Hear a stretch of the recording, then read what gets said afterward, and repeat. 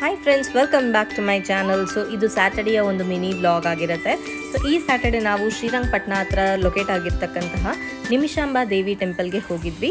ಇದು ಸುಮಾರು 400 ವರ್ಷ ಹಳೆಯ ಟೆಂಪಲ್ಲು. ರಾಜ ಒಡೆಯರ್ ಅವರ ಕಡೆಯಿಂದ ಸುಮಾರು ಒಂದು 17th ಸೆಂಚುರಿಯಲ್ಲಿ ಕಟ್ಟಿರ್ತಕ್ಕಂತಹ ಟೆಂಪಲ್. ಇದರಲ್ಲಿ ವಿಶೇಷತೆ ಏನು ಅಂತಂದರೆ, ದೇವ್ರ ಮುಂದೆ ಶ್ರೀಚಕ್ರನ ಒಂದು ಕಲ್ಲಲ್ಲಿ ಕಾರ್ ಮಾಡಿರ್ತಾರೆ. ಸೊ ಶ್ರೀಚಕ್ರದ ದೇವಿ ಮುಂದೆನೇ ಶ್ರೀಚಕ್ರ ಕೂಡ ಸ್ಥಾಪನೆ ಮಾಡಿರ್ತಕ್ಕಂಥದ್ದು.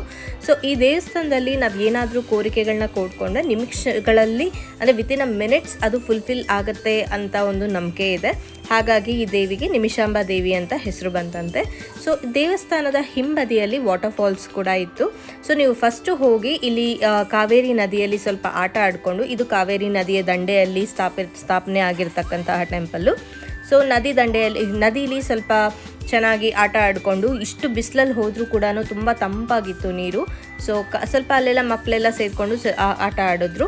ಅದಾದಮೇಲೆ ದೇವಸ್ಥಾನದಿಂದ ದರ್ಶನ ಮುಗಿಸ್ಕೊಂಡು ಹೊರಗಡೆ ಬರಬೇಕಾದ್ರೆ ನಮಗೆ ಶಾಪ್ಕೀಪರ್ಸ್ ಮತ್ತು ವೆಜಿಟೇಬಲ್ ವೆಂಡರ್ಸ್ ಎಲ್ಲ ಇರ್ತಾರೆ.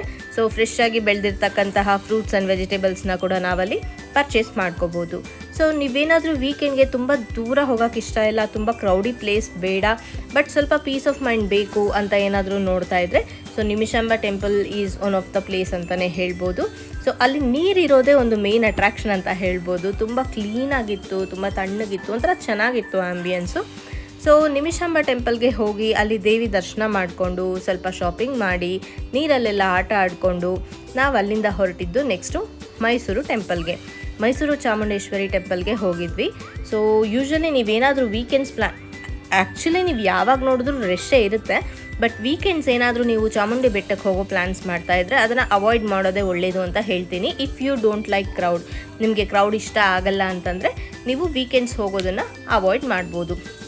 ಸೊ ನಾನು ಮೊದಲೇ ಹೇಳ್ದಂಗೆ ನಿಮಿಷಾಂಬಾ ದೇವಿ ಟೆಂಪಲ್ ದರ್ಶನ ಮುಗಿಸ್ಕೊಂಡು ಅಲ್ಲಿಂದ ನಾವು ಹೊರಟಿದ್ದು ಮೈಸೂರು ಚಾಮುಂಡೇಶ್ವರಿ ಬೆಟ್ಟಕ್ಕೆ.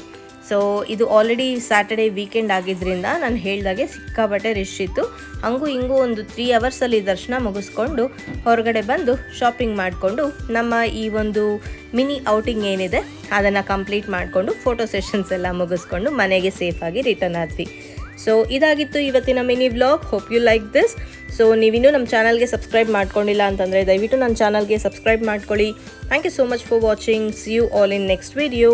Until then, take care.